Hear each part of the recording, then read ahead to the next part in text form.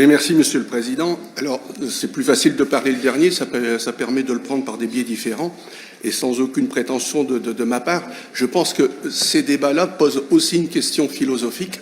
C'est que quand on parle d'égalité entre hommes et femmes, ça veut dire que notre grande famille, la grande et belle famille humaine, serait composée de deux parties.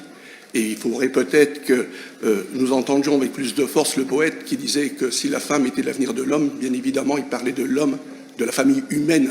Et dans cette dimension, c'est plus intéressant. Mais même si on le voit à l'échelle de la famille humaine, on peut, et je rejoins ce qui a été dit par notre collègue Nathalie Lecas, il y a des éléments sur les questions d'encadrement, trop peu de cadres féminins, la précarité, le temps partiel, pas d'indicateurs, c'est le résultat sur les actions menées.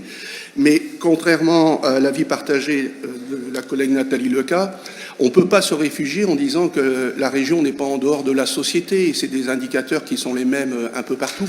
Je pense qu'il serait bien pour notre région qu'on ne se contente pas de comparer sur des moyennes, mais qu'on se dise qu'on peut être plus volontariste, encore plus volontariste dans le domaine. Et il y a certainement urgence.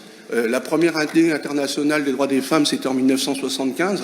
Ça fait quand même un certain temps de passer, donc il faut mettre le pied sur l'accélérateur et peut-être pas non plus faire une confiance absolue à cet agentisme de notre président. Le Conseil national de la refondation sur les questions d'éducation marque le doigt sur les problèmes de l'éducation, de la question de la petite enfance, où c'est souvent les mamans qui pallient lors de déroulement de carrière.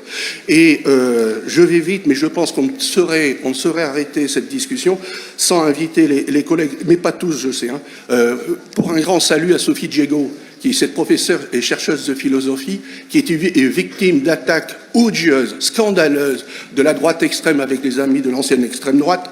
Elle est attaquée sur ses choix professionnels, mais aussi parce qu'elle est femme. Et ça, c'est tout simplement scandaleux.